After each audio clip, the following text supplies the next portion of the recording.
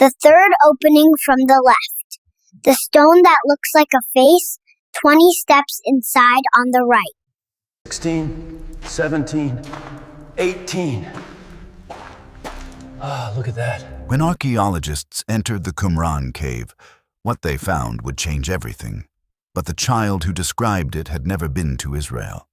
Little Noah was 5,700 miles away in Brooklyn, building towers with blocks, watching cartoons. He was 4 years old. How could he know? His is his story, and it begins 3 months before that discovery, on a quiet evening in Brooklyn.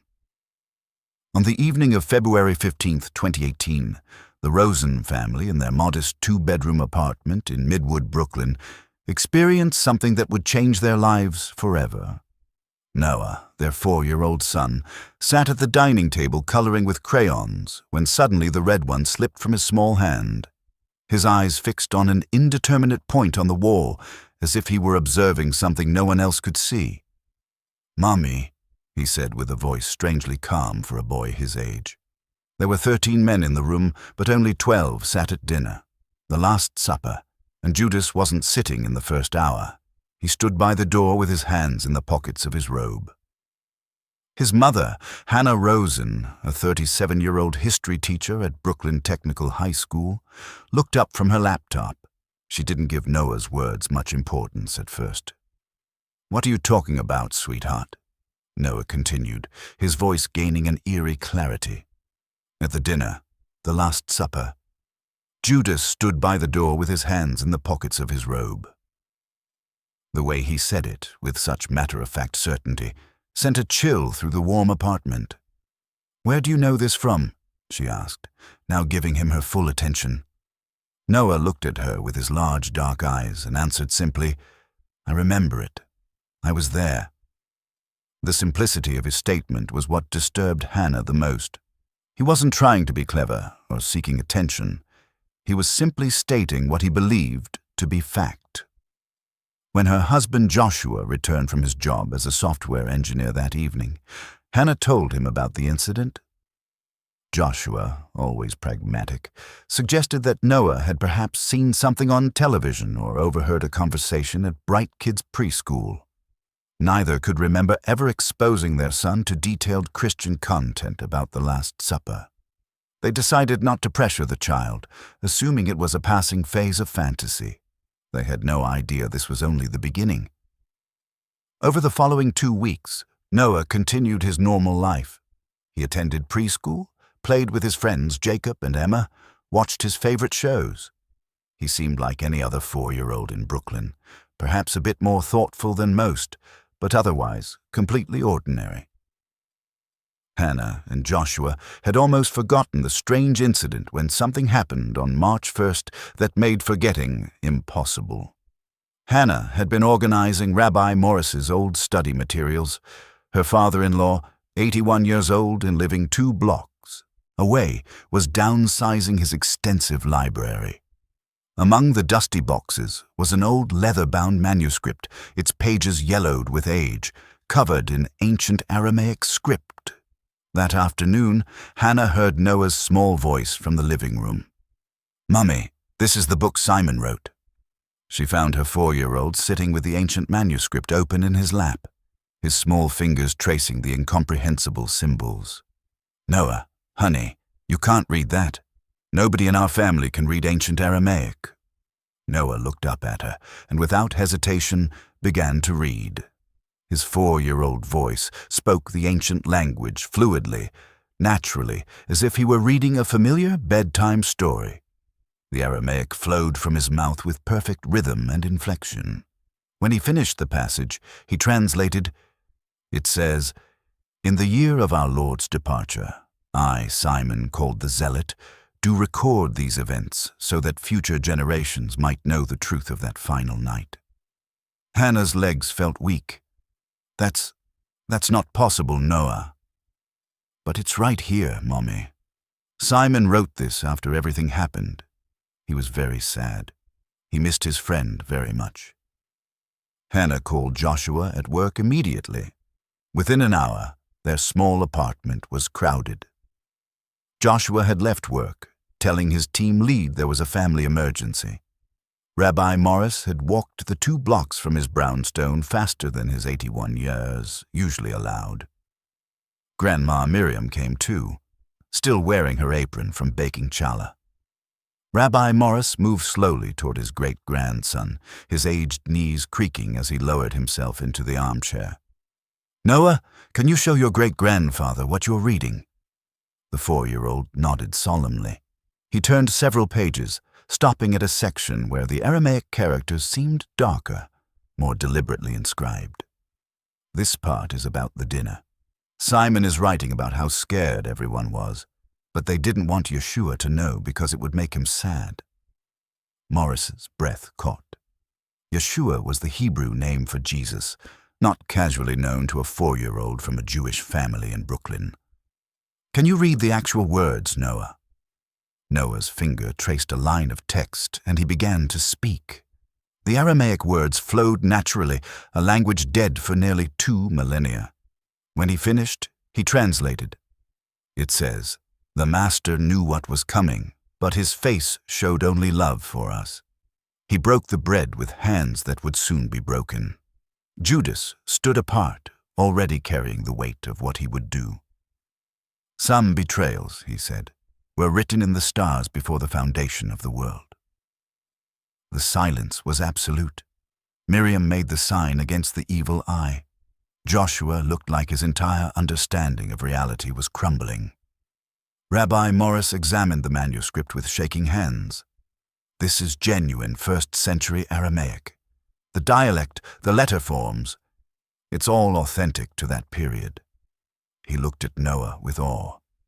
"Son, how do you know these things?" Noah tilted his head.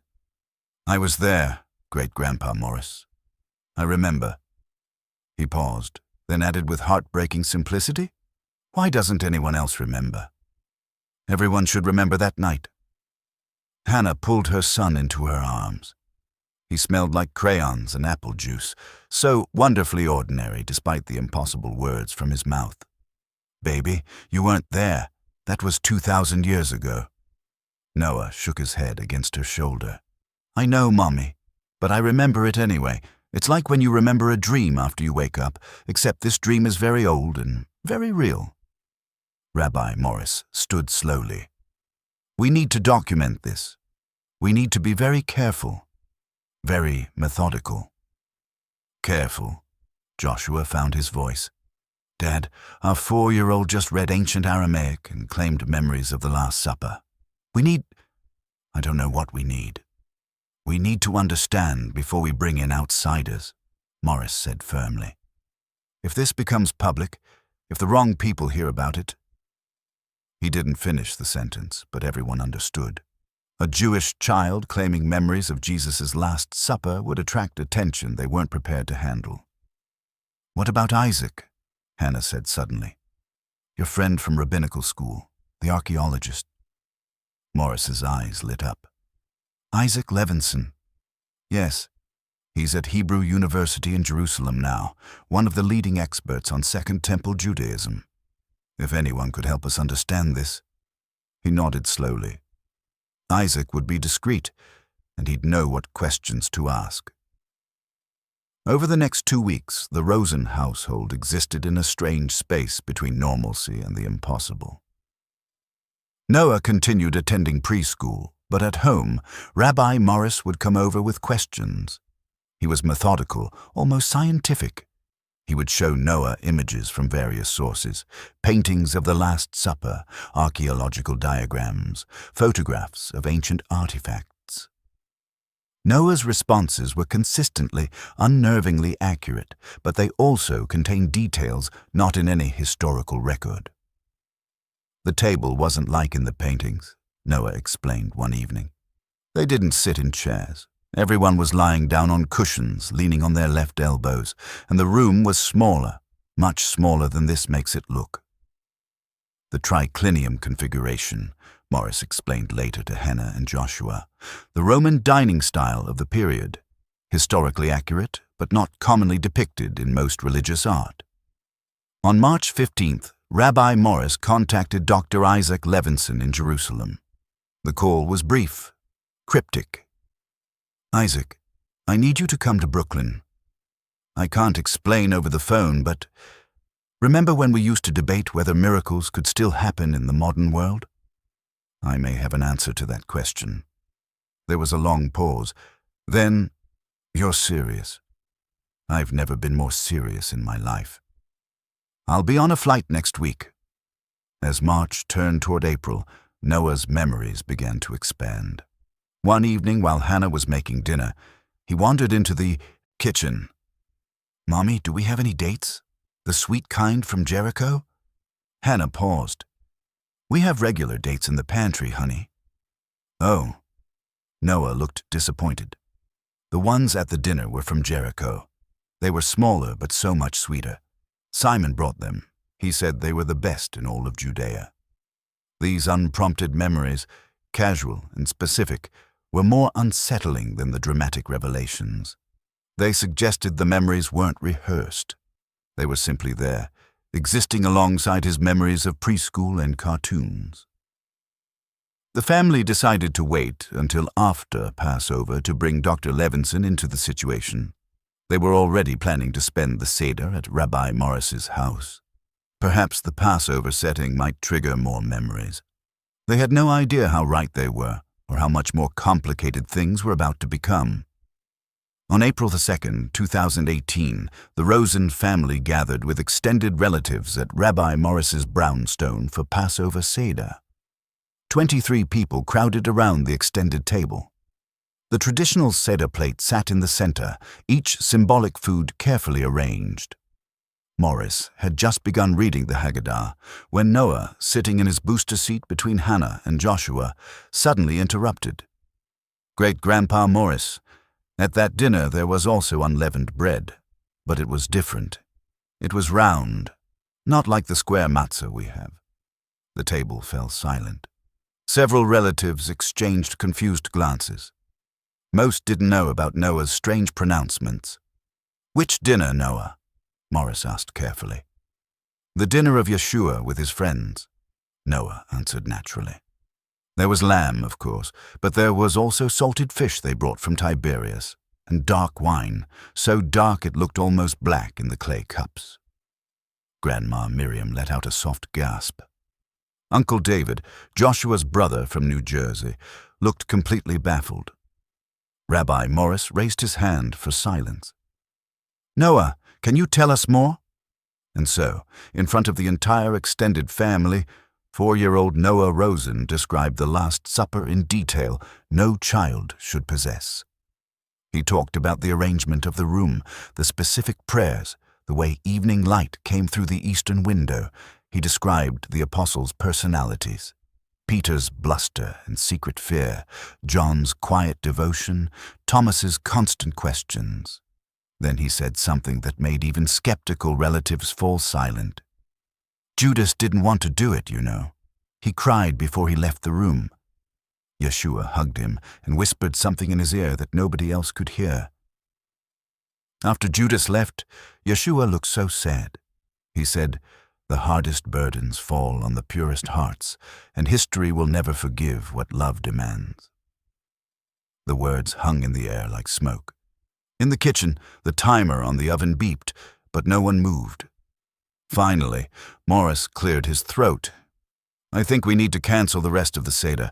Family, I'm sorry, but something important is happening here." As relatives protested and gathered their things, Hannah pulled Joshua aside. "We can't keep this quiet anymore. Your dad's friend, when does he arrive?" "Next week, April 10th. Joshua ran his hand through his hair. "But Hannah, what if there's something wrong with Noah? What if we're encouraging some kind of delusion?" Before Hannah could answer, Noah appeared in the hallway. "Daddy, I'm not sick, and it's not pretend. I know you're worried, but Dr. Levinson will understand. He needs to know. Everyone needs to know." "How did you know we were talking about Dr. Levinson?" Joshua asked. "We didn't say his name." Noah shrugged. "I just know. The same way I know that when he comes, everything will change. That's why I'm remembering, so people will know the truth about that night, the truth that didn't make it into the books." He walked back toward the dining room, leaving his parents staring after him. And in that moment, standing in Rabbi Morris's hallway with the spring evening darkening outside, Hannah and Joshua Rosen realized that their son's story was only beginning. Whatever impossible memories were locked in his 4-year-old mind, they were about to escape into the world, and nothing, not their faith, not their family, not their quiet Brooklyn life, would ever be the same. Dr. Isaac Levinson arrived at JFK Airport on April 10, 2018, carrying a weathered leather briefcase and 20 years of archaeological skepticism. At 56, he had investigated dozens of alleged religious phenomena throughout the Middle East. Every single one had proven to be fraud, misunderstanding, or psychological delusion. He expected this Brooklyn case to be no different. But Morris Rosen wasn't prone to superstition. They'd studied together at the Jewish Theological Seminary in the 1960s. If Morris said something impossible was happening, Isaac owed it to their friendship to investigate. The Rosen apartment felt even smaller with Dr. Levinson's presence. He was a compact man with salt and pepper hair, wire-rimmed glasses, and weathered skin from years excavating under the Middle Eastern sun. Noah sat on the floor playing with building blocks. "Noah," Hannah said gently, "this is Dr. Levinson. He's come a very long way to meet you." The 4-year-old looked up, and Isaac felt an inexplicable chill. The boy's eyes were too knowing, too ancient for that young face. "Hello, Dr. Levinson," Noah said politely. "Great-Grandpa Morris says you're going to help us. That's good. People need to know the truth, but they need to know it the right way, or they'll use it for the wrong reasons." The sophistication of his words was startling. Isaac pulled out a digital recorder. "Would it be all right if I recorded our conversation?" Noah nodded. "You can record it, but you should know, some things aren't in the recordings or the books. Some things were only spoken heart to heart. Those are the most important parts." Over the next 3 hours, Dr. Levinson conducted the most thorough interview of his career. He showed Noah various images, authentic artifacts from the 1st century, clever fakes, complete anachronisms. Noah's responses were unnervingly accurate. When shown a genuine 1st century oil lamp, he nodded. "Yes, like that one. But the one in the room had a crack on the base right here. Simon kept meaning to fix it, but never did." When Isaac showed him a Renaissance painting of the Last Supper, Noah shook his head. The people who painted these didn't understand. They made it look like a formal dinner with a king, but it wasn't like that. It was friends sharing a meal. They were scared, but they were together. That matters more than what the room looked like. At one point, Isaac switched to Aramaic, speaking a simple greeting. He'd done this before with other alleged child prodigies. The usual result was blank stares. Noah's face lit up with recognition, and he responded fluently, his accent perfect for the Galilean dialect of the 1st century. Isaac felt the hairs on his neck stand up. During a break, Isaac pulled Rabbi Morris aside in the kitchen. His hands were shaking. "Morris, I've spent 20 years debunking claims exactly like this.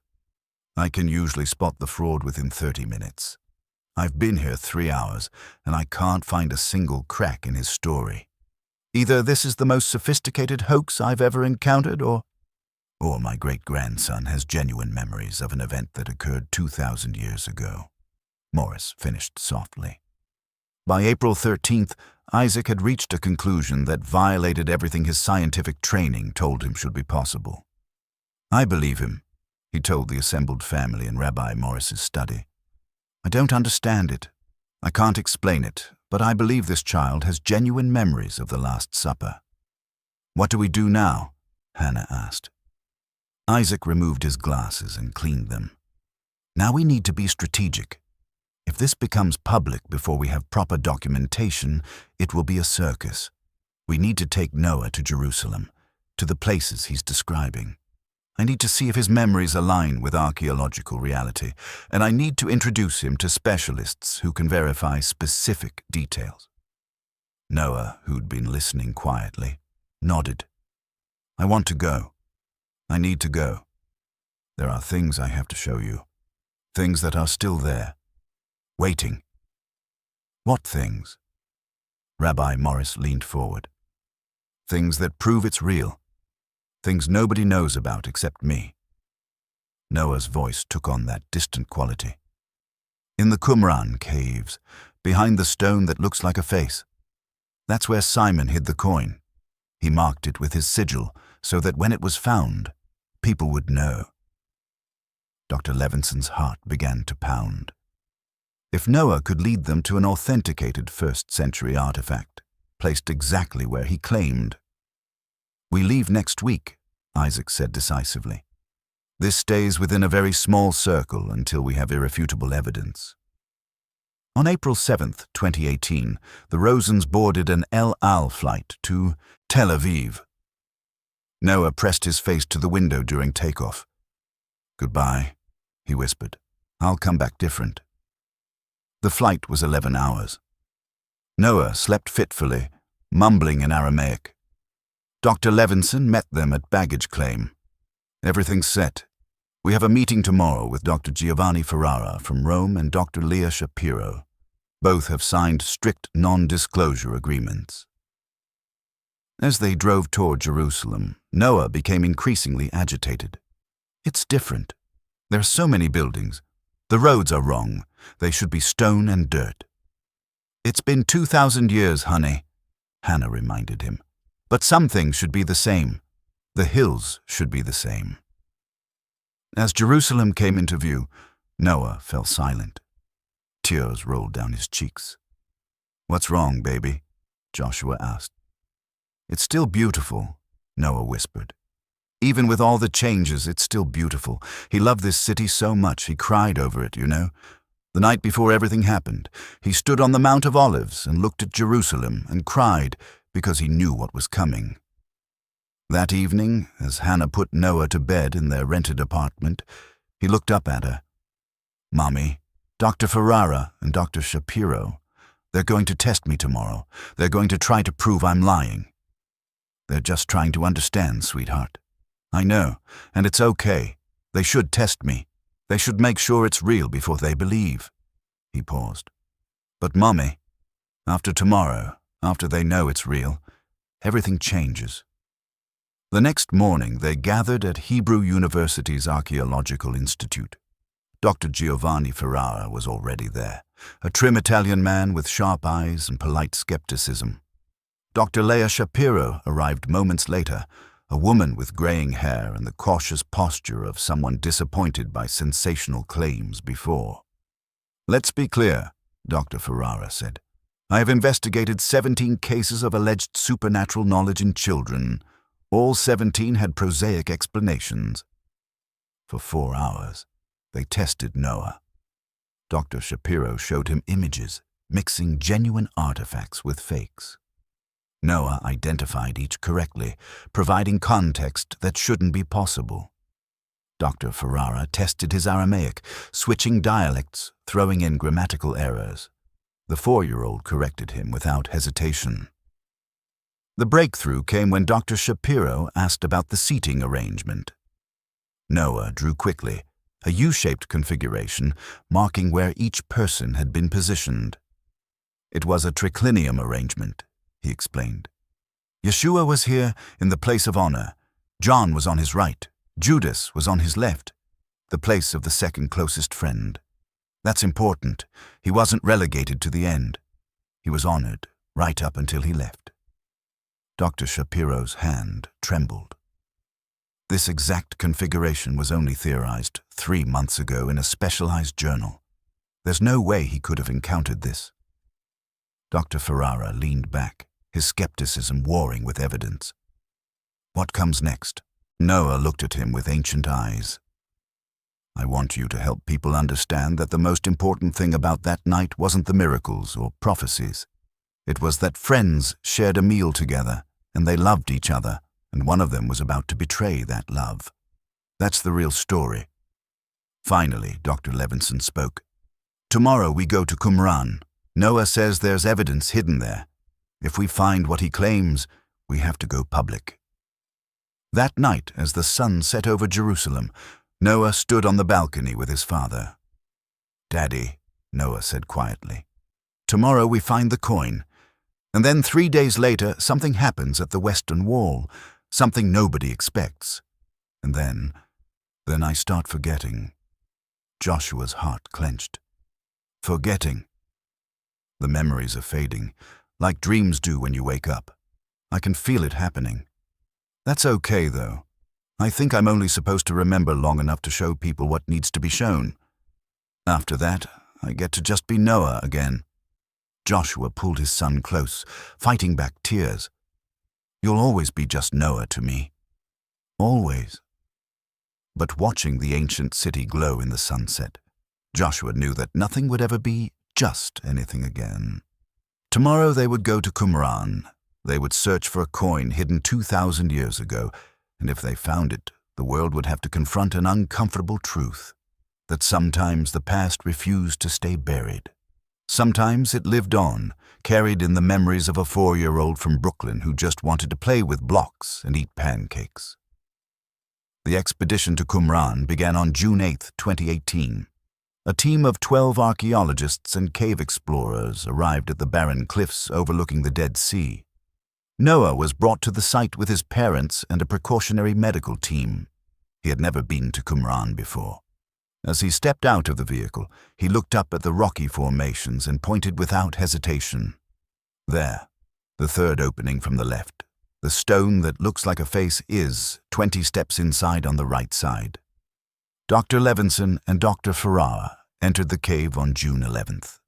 At 18 steps on the right side, they found what they were looking for. A natural rock formation that, with some imagination, resembled a human profile. Behind the face-shaped stone in a small natural crevice, invisible without precise knowledge of its location, they found a niche sealed with hardened clay.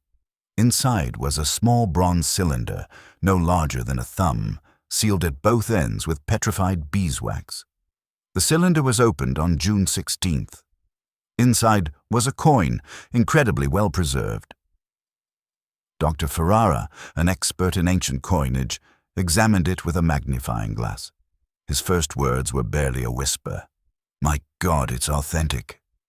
The coin bore markings from the 1st century, but more shocking was the sigil engraved on one side, a symbol that matched exactly what Noah had described: Simon's mark.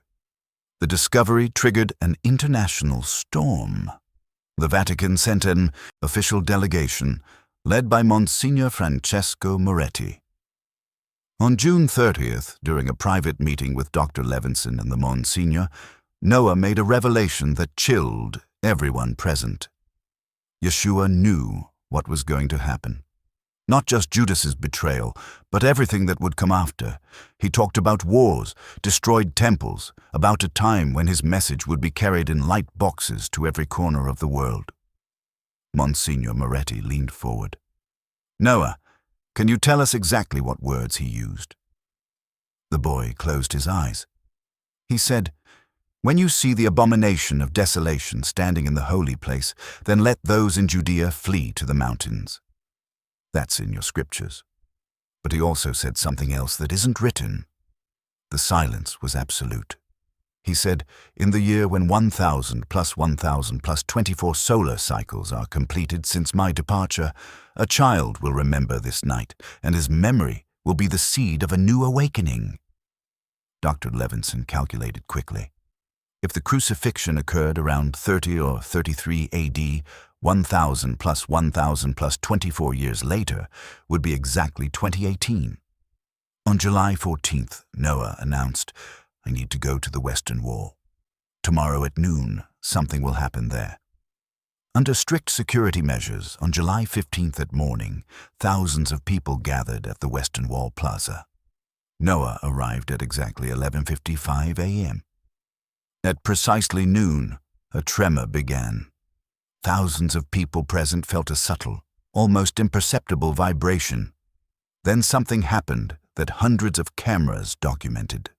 One of the ancient stones of the wall, approximately at Noah's eye level, began to move slightly.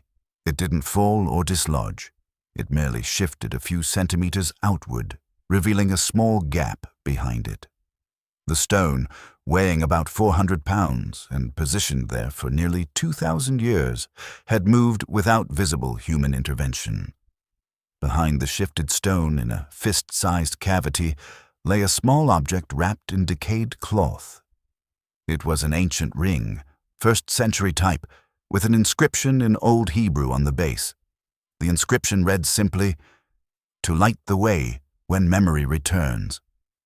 Noah said calmly, as if he'd known exactly what they would find, "Yeshua left it there when he last visited the temple. He knew." On August 3rd, during his final public speech, Noah stood before a symposium of Nobel laureates and scientists.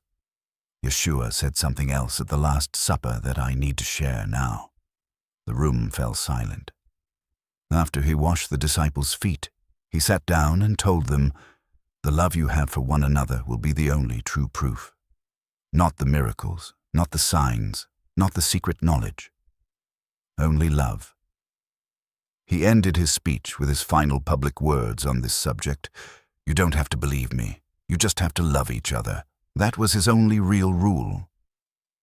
The memories had begun to fade gradually from Noah's mind, like a dream dissolving in daylight. The coin from Qumran and the ring from the Western Wall were authenticated as genuine first-century artifacts. Dr. Isaac Levinson published a book titled The Child Who Remembered: Science, Faith, and the Mystery of Impossible Memory. The Rosen family founded the House of Meeting Foundation for Interfaith Dialogue.